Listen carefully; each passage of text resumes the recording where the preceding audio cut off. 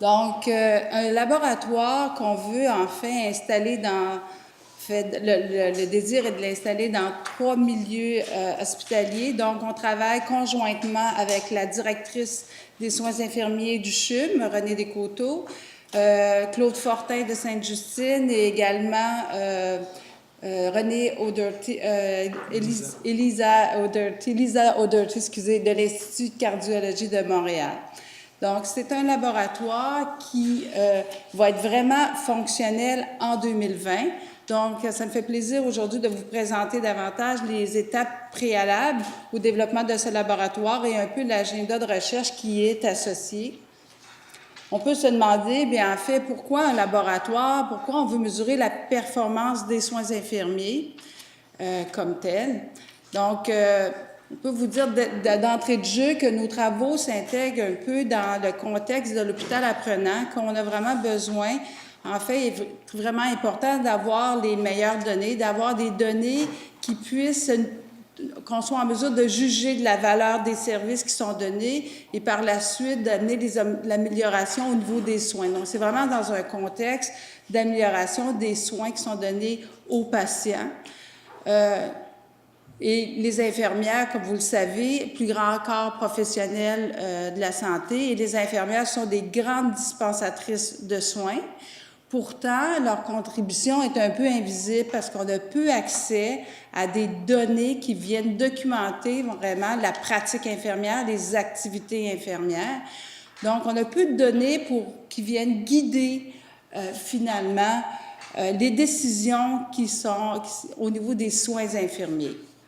Pourtant, ce qu'on sait, c'est que la littérature vraiment la littérature avec des études d'envergure met de l'avant que les ressources infirmières, au niveau de la composition des équipes, des heures travaillées, va vraiment avoir une influence sur des résultats patients, des événements, la survenue d'événements qui ne sont pas toujours désirables. Par exemple, la revue systématique de Stalpers a mis en évidence, en fait, le lien entre des ressources insuffisantes au niveau des soins infirmiers et vraiment la venue d'événements comme plus de chutes, plus de plaies de pression, et également des études de Ball et Icahn qui sont nouvelles, qui démontrent des études multicentriques auprès de 9 pays qui démontrent vraiment que l'utilisation limitée des ressources infirmières est vraiment liée à de la mortalité dans les 30 jours suivant l'admission pour une chirurgie.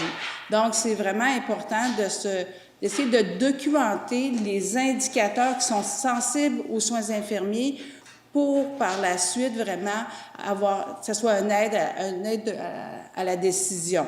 On peut se demander dans un premier temps, mais quels sont-ils ces indicateurs qui sont sensibles aux soins infirmiers? Donc, je vais laisser mon collègue présenter cette partie. Merci, José. Bonjour à tout le monde. Effectivement, donc, si on veut avoir des services infirmiers plus performants, donc il y a un certain nombre d'étapes dans le sens il faut d'abord conceptualiser qu'est-ce qu'on entend par performance des services infirmiers. Donc, quelles sont les dimensions de cette performance? Une fois qu'on a défini cette dimension, il faut identifier avec quel indicateur on va pouvoir cerner cette dimension. Ces indicateurs étant définis, il faut ensuite définir les mesures et, en dernier lieu, opérationnaliser ces mesures dans le cadre d'une infrastructure. Ce sont ces différentes étapes qu'on vous a présentées. Il y a un certain nombre d'étapes qu'on a déjà franchies dans le cadre de travaux qu'on a effectués, donc tout ce qui concerne la conceptualisation de la performance en soins infirmiers, des travaux qu'on a effectués depuis plusieurs années et qui ont été publiés dans cet article. Dans le cadre de ce travail, donc, qui aboutit à ce schéma qui peut paraître assez complexe. Donc, c'est que la performance des services infirmiers, ce qu'on dit ici, peut être mesurée à l'aune de 3 principales dimensions. La première dimension, c'est acquérir, déployer, maintenir les ressources infirmières. Donc ici, on parle de dotation, de quantité des ressources infirmières, mais aussi de la composition de ces ressources, la composition des équipes, dans quelles conditions de travail, dans quel environnement de travail ces équipes évoluent, Et qu'est-ce qu'on fait pour pouvoir maintenir ce personnel, assurer sa stabilité, assurer également que c'est viable, c'est efficient. Une fois qu'on a ces ressources, l'enjeu, c'est que ces ressources puissent être transformées en des services infirmiers qui soient pertinents. Ici, on parle d'un ensemble de dimensions qui touchent l'environnement de pratique, mais qui touchent plus précisément les processus de soins, les interventions infirmières qui vont être déterminantes pour l'expérience du patient. Et la troisième dimension, donc les ressources, les interventions infirmières, les services infirmiers, ce qu'on veut au bout du compte, c'est produire des changements dans la condition du patient. Et ici, on a un certain nombre de résultats qu'on peut mesurer, des résultats qui sont directement liés aux soins infirmiers, mais des résultats aussi qui peuvent être influencés par d'autres éléments, mais où les infirmières apportent une contribution significative. Donc, vous voyez, l'importance de ce cadre, c'est de montrer, en fait, les liens qui existent entre différents aspects du travail infirmier, entre les ressources, les interventions, et au bout du compte, les résultats que ça produit. À partir de ce travail, il y avait, comme vous voyez dans le schéma, donc il y a un grand ensemble d'indicateurs qui ont été identifiés. Donc, il y avait un univers de 51 indicateurs. C'est sûr, si vous amenez ça à une directrice de soins infirmiers, ou un chef d'unité, elle va dire, mais c'est pas opérationnalisable, c'est bien beau, mais qu'est-ce qu'on fait avec ça? Donc, le travail qui a suivi, c'était de dire, dans cet univers de 51 indicateurs, quels sont ceux qui sont prioritaires? Si on avait à choisir, quels sont ceux qui mériteraient d'être choisis et qui pourraient être implantés en priorité dans le cadre d'une organisation? On a eu pour ça un financement du CIDIEF, le Secrétariat international des infirmiers et infirmières de l'espace francophone. Et dans le cadre de ce travail, on a identifié une douzaine d'indicateurs. Sur quels critères on a choisi ces indicateurs? 5 critères qui ont été utilisés, c'était la sensibilité au travail de l'infirmière, donc la sensibilité aux soins infirmiers. Donc, dans quelle mesure il y a des bases scientifiques fortes qui soutiennent que cet indicateur est vraiment sensible à ce que fait l'infirmier. Donc, deuxième élément, c'était l'importance, la pertinence. Dans quelle mesure cet indicateur correspond à un élément qui a une ampleur, qui peut avoir un intérêt économique, qui concerne beaucoup de patients. Troisième critère qu'on a utilisé, c'était la faisabilité. Est-ce que c'est un indicateur qui est techniquement faisable, on peut le mettre en place dans une organisation. Il y a déjà des mesures où ça se fait déjà dans les organisations qu'on mesure cet indicateur. Quatrième critère, c'était le potentiel de comparaison. Donc, à partir de cet indicateur, on peut comparer ce qui se fait dans une unité par rapport à une autre, ce qui se fait dans une organisation par rapport à une autre. Et le cinquième critère, c'était le potentiel d'utilisation de cet indicateur à des fins d'amélioration. Ça veut dire, une fois qu'on a l'information sur cet indicateur, on peut faire quelque chose, on peut prendre une initiative d'amélioration. Donc, 12 indicateurs qui sont ressortis et qui sont répartis dans les 3 dimensions avec des exemples de mesures pour ces indicateurs. Donc, la quantité et l'intensité des ressources infirmières. Donc, qu'est-ce qu'on a? Et là, on parle de l'ensemble de l'équipe de soins, les infirmières toutes catégories, les infirmières auxiliaires, les préposés, donc tout ce qui contribue aux soins. La composition de ces équipes, donc en termes, par exemple, d'heures travaillées, donc dans quelle mesure il y a une proportion suffisante par des infirmières licenciées versus du personnel de soutien. Le nombre d'heures travaillées en continu, ça veut dire l'utilisation intensive qui peut être faite du temps supplémentaire avec un nombre d'heures travaillées trop important par semaine, par jour, donc qui peut avoir une incidence sur la qualité. Deuxième groupe, donc 3 indicateurs aussi retenus dans ce groupe, les interventions infirmières de prévention et promotion. Donc on parle notamment ici comme exemple l'enseignement aux patients.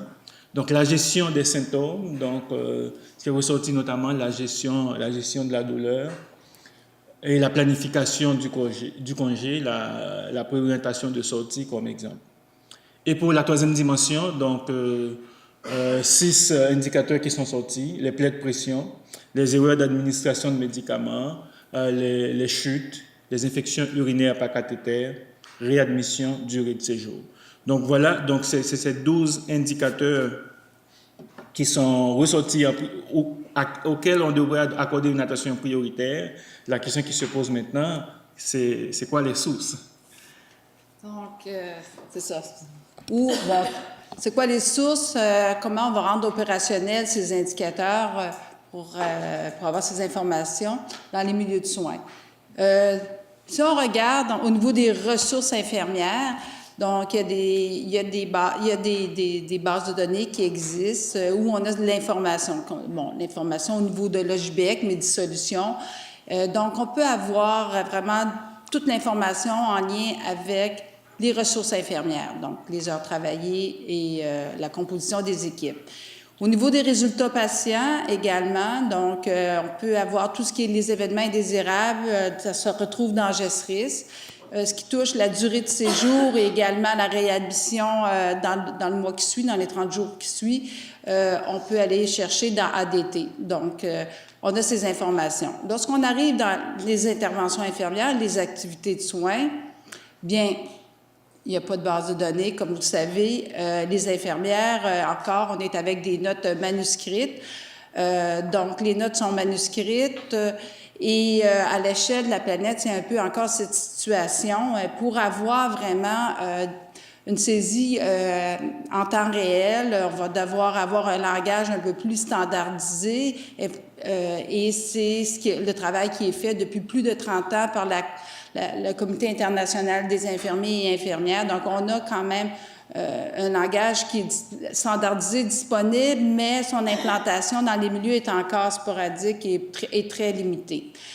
Donc, c'est le constat qu'on a fait. Les bases de données existent pour les ressources et pour les résultats patients. Mais vous voyez, c'est des bases qui ne sont pas harmonisées, qui ne sont pas... dans le fond, c'est encore tout en silo, donc c'est pour ça qu'on s'en va vers un entrepôt de données. Est-ce que cette situation de ne pas avoir de données sur les activités d'infirmières est seule? Est-ce qu'on est les seuls dans ce cas-là? Si on regarde aux États-Unis, les bases de données qui existent, c'est un peu la même histoire. En fait, il y a une grande base de données de l'Agence de Healthcare qui est utilisée par 4000 hôpitaux. Donc, c'est toujours des indicateurs de résultats patients. Il n'y a pas d'indicateurs au niveau de l'activité des infirmières. Puis si on regarde aussi la National Database of Nursing Quality Indicators, c'est également des indicateurs soit au niveau des ressources, soit au niveau des résultats patients, mais pas au niveau de ce que font vraiment les infirmières. Donc, ça a amené des chercheurs avec le temps, les dernières années, à développer des instruments en parallèle pour vraiment essayer de cibler. On a de la difficulté à documenter ce que les infirmières, à avoir accès à ce que les infirmières font comme activité parce que c'est des notes manuscrites. Donc, on a développé des instruments pour aller mesurer le miscare, donc des soins inachevés ou des soins rationnés, des instruments qui sont assez utilisés dans la recherche où, rapidement, le concept, c'est au cours d'un quart de travail, par manque de temps, quelle est la partie où l'infirmière elle a fait une priorisation clinique avec des activités qui ont été requises, mais il y a des activités qui ont été laissées de côté. Donc, pour vous donner une idée, une étude majeure créée par Bâle, 9 pays européens, 300 hôpitaux, 25 000 infirmières, 400 000 patients. Donc, les activités qui sont laissées de côté, c'est 25 par quart de travail. Donc, c'est quand même majeur. Et ce qu'ils ont réussi à démontrer par cette étude multicentrique importante, c'est que ces activités non réalisées viennent vraiment médier la relation entre les ressources, donc peu de ressources au niveau des infirmières, des activités inachevées, puis une mortalité dans les 30 jours suivant l'admission pour une chirurgie. Donc, c'est un peu, c'est un peu les instruments. Ce qu'on nous, on va tenter de faire, en fait, avec les DSI, on travaille conjointement pour quand même essayer d'aller par audit de dossiers qui sont numérisés, aller chercher des activités quand même infirmières au niveau de au niveau de l'enseignement qui est fait, mais aussi au niveau du planification de congé qui est fait, mais aussi de l'évaluation de la douleur, de la gestion de la douleur, de l'évaluation du risque de chute et de l'évaluation par l'échelle de Braden des plaies de pression, puis qu'est-ce qu'on fait comme intervention. Donc, avant d'aller plus loin, en fait, je vais passer le propos à mon collègue qui va vous expliquer un peu. Donc, on a nos données, nos indicateurs, mais qu'est-ce qu'on va construire comme infrastructure? C'est ça. Donc, on a identifié 12 indicateurs prioritaires. Donc, et José a vu donc, les limites, en fait, des infrastructures actuelles. Donc, comment nous, on propose de répondre à ces lacunes avec le LEPSI.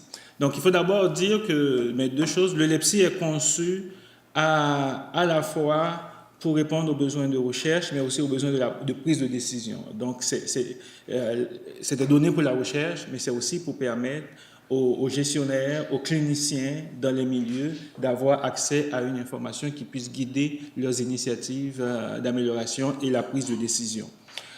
Deuxième élément, c'est aussi dire que le LEPSI, il est conçu comme ce que Schéma dit, c'est un système socio-technique.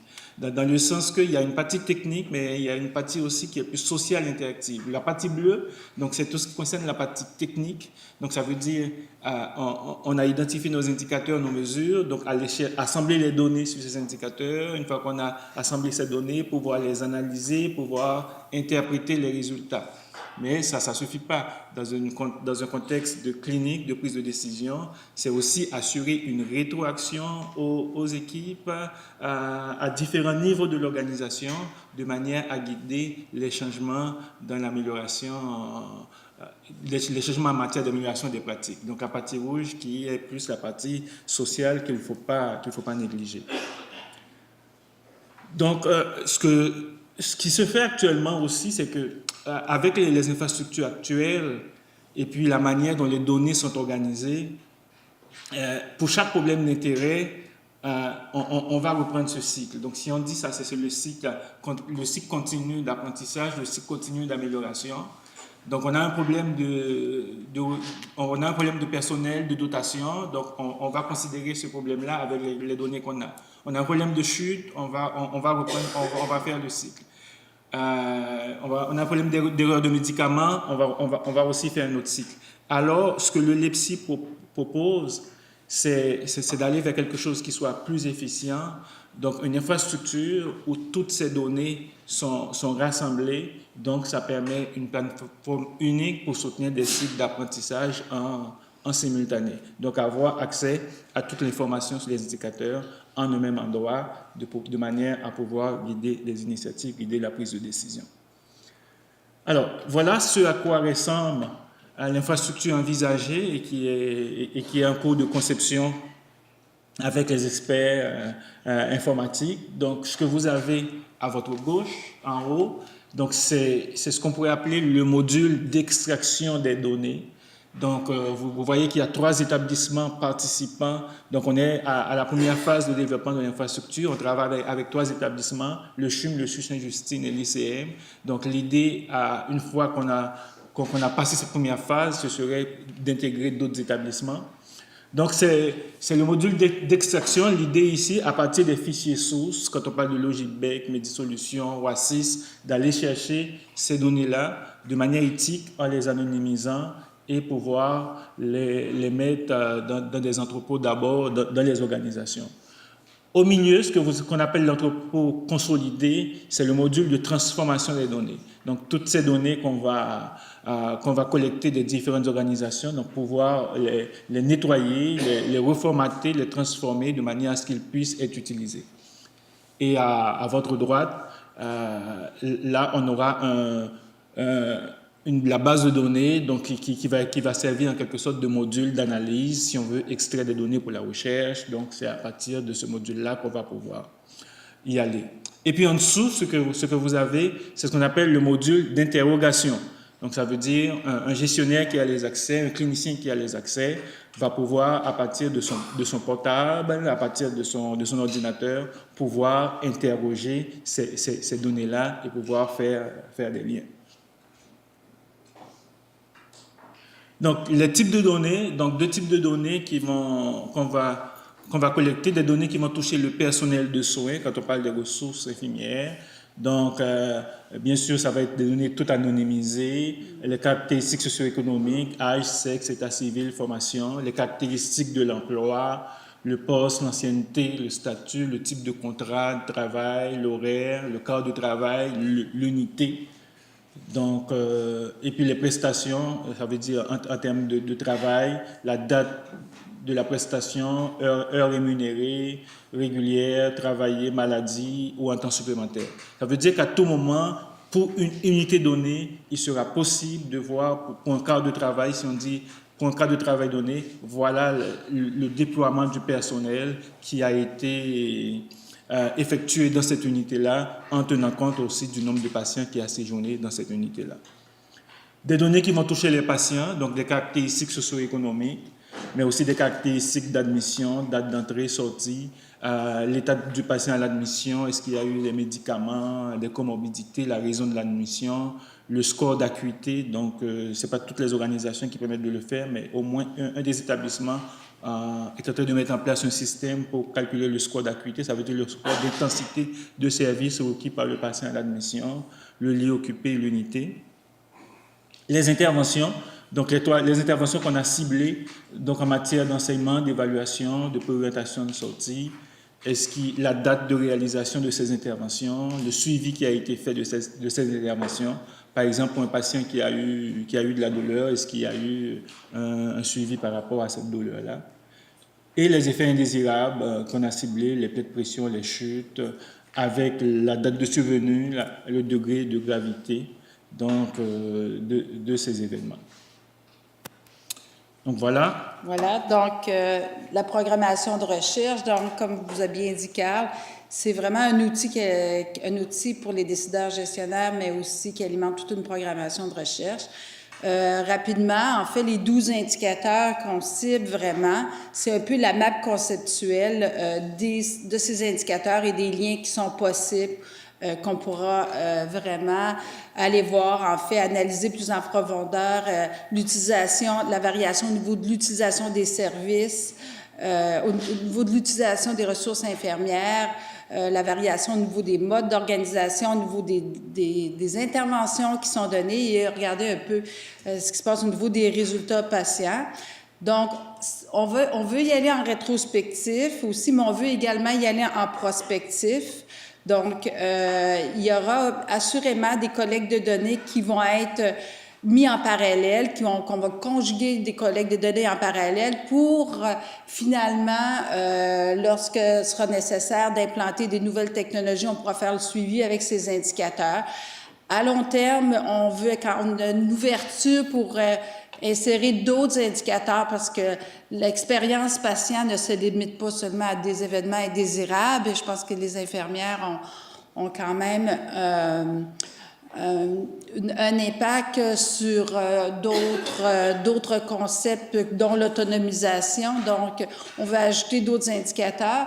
Il y aura également, au niveau de la mesure des soins rationnés, donc c'est une autre possibilité de faire cette mesure. Donc, pour nous, l'EPSI, c'est comme la base, mais qui va nous permettre d'avoir ce suivi dans le temps, mais également, on va faire d'autres collectes de données en parallèle.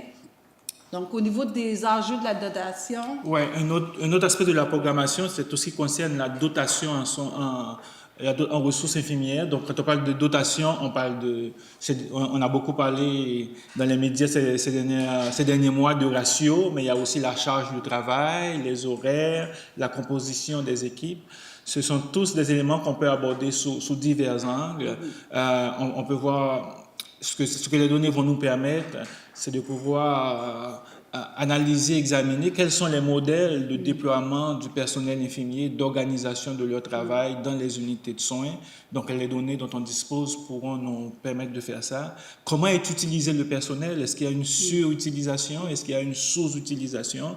Et cette surutilisation, on peut le voir en termes d'horaire, mais aussi on peut le voir en termes de ce que font les infirmiers, en termes d'intervention infirmière. Et tout ça en lien avec la qualité des services. Donc, ça veut dire tel modèle de dotation, donc en termes de composition d'équipe, en termes d'horaire, est-ce que ça a un impact sur la qualité des services infirmiers? Éventuellement, cette base pourrait nous permettre aussi, c'est de pouvoir lier ces données-là avec d'autres enquêtes qui pourraient être faites. Donc, si on a des données sur le modèle de déploiement, donc on peut lier ces données-là avec des enquêtes de satisfaction, des enquêtes sur la qualité de vie au travail des infirmières. Et puis, ce que ça nous permettra aussi de voir, c'est la stabilité des équipes mesurée en termes de roulement, en termes du personnel, de stabilité des équipes. C'est des données qui pourront aussi, c'est des éléments qui pourront aussi être mesurés. Quelques enjeux méthodologiques, donc des éléments qu'il faudra faire attention, donc comment on utilise ces données, comment on interprète ces données. Donc c'est en termes d'unité d'analyse. Au départ, on va avoir une image, un portrait avec ces données pour chaque unité, pour chaque quart de travail, pour chaque journée de travail à l'échelle des unités. Mais c'est sûr qu'au départ, avec les 3 établissements, on n'aura pas encore suffisamment une masse critique d'unités. Donc, il faudra faire attention en ce sens-là. Mais on espère, avec l'extension du projet dans un deuxième temps, on aura cette masse critique d'unités. Mais n'empêche qu'on aura une masse critique quand même de cadres de travail, une masse critique de patients. Donc, il y a d'autres unités d'analyse sur lesquelles on peut travailler à part les unités de soins. La comparabilité des unités et des populations de patients, ça aussi c'est un élément qu'il faudra prendre en compte dans les analyses. Donc quand on parle d'unités de soins intensifs, donc on est soins critiques, on est sans doute dans un contexte différent que quand on parle d'une unité de soins, par exemple, de médecine générale. La diversité des contextes technologiques et des environnements de travail. Donc, c'est aussi des éléments à prendre en compte. Donc, dans certains cas, ça veut dire que c'est des données additionnelles qu'il faudra aller collecter pour pouvoir bien interpréter nos données et leur faire du sens. Donc, voilà. Donc, c'est un peu dans cette direction qu'on s'en va. Donc, on veut remercier les collaborateurs. Donc, le CHUM, le CHU Sainte-Justine, l'Institut de cardiologie, le CHUM. Donc, et le Centre d'expertise numérique de l'Université de Montréal, qui, dans le fond, nous appuie dans ce projet, et notre financement de la Fondation canadienne de l'innovation.